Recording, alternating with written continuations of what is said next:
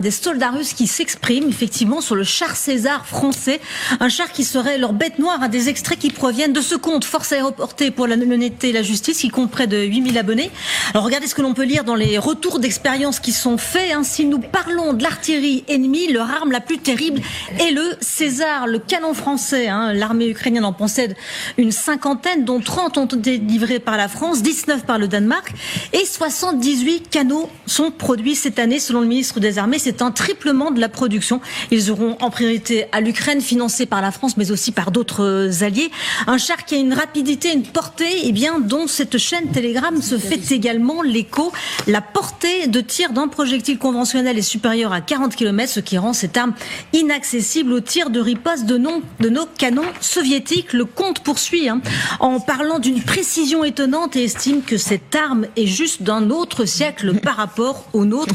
Et c'est vrai que l'Ukraine est très satisfaite des performances de ce char. Elle en a d'ailleurs acheté 6 sur fonds propres et en attend la livraison. Un char qui est devenu indispensable à Kiev par sa portée, sa rapidité. L'un de ses principaux avantages d'ailleurs à ce canon César, c'est qu'il peut aussi s'aventurer sur presque tous les terrains avec des pneus qui s'adaptent en fonction des sols, ce qui n'est pas négligeable. On a vu ici par exemple des images de chars Challenger en train de s'embourber, vous vous souvenez, dans des exercices avec l'armée ukrainienne. Un char qui, de l'aveu de ce compte Telegram et de ces soldats russes, a coûté la vie à d'innombrables artilleurs russes.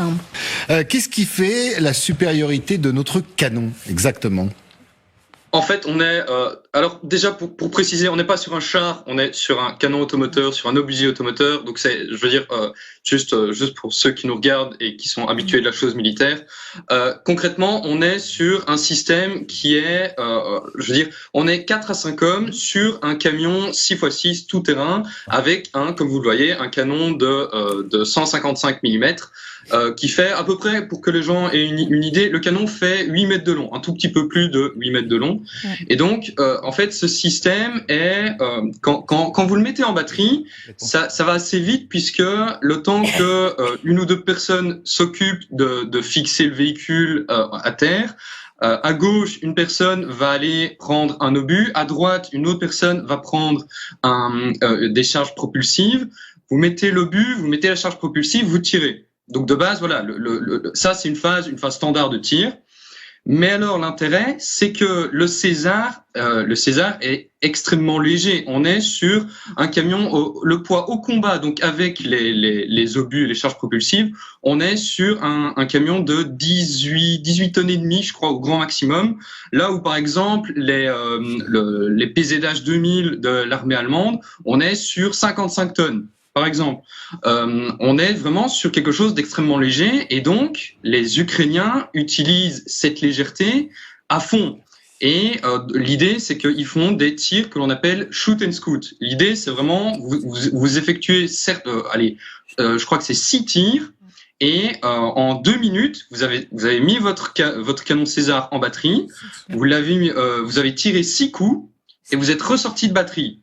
L'intérêt, c'est que en face, les Russes, donc ils ont des systèmes, ils ont des radars de contre-batterie qui sont capables de détecter d'où viennent les coups, où se trouve en fait le canon César qui vient de tirer. Mais le problème, c'est que le temps qu'il y ait la détection, le temps que que le radar envoie les coordonnées à une batterie russe, en fait, le canon César est déjà bien loin de sa zone de tir, ce qui fait que c'est extrêmement compliqué pour les Russes de supprimer cette menace. Et à l'avantage des Ukrainiens aussi, ces canons peuvent se trouver dans la portée même des canons russes, et tant qu'ils ne sont pas détectés par des drones russes, sont en fait indétectables. Une petite dernière précision, Gaëtan. Les soldats russes semblent également redouter la précision de ce canon. En quoi est-il plus précis que les autres armes, et notamment celles utilisées par les troupes de Moscou ? Alors, la réponse va être très simple puisque ce canon, en fait, il y a déjà eu le César fait la une de l'actualité depuis très longtemps et vraiment depuis que la France les a livrés à l'Ukraine, il y a eu de nombreux reportages et à chaque fois quand Nexter ouvrait les portes en fait de ces lignes de fabrication de César, à chaque fois, il était interdit de filmer l'intérieur du canon. Donc je ne pourrais même pas vous répondre parce que c'est un secret qui est extrêmement bien gardé par Nexter même. Et donc, enfin vraiment, et pour même aller un peu plus loin, en fait, Nexter, actuellement la version 6x6 va être modernisée. La Nexter a sorti le César nouvelle génération, certains l'appellent aussi Mark II.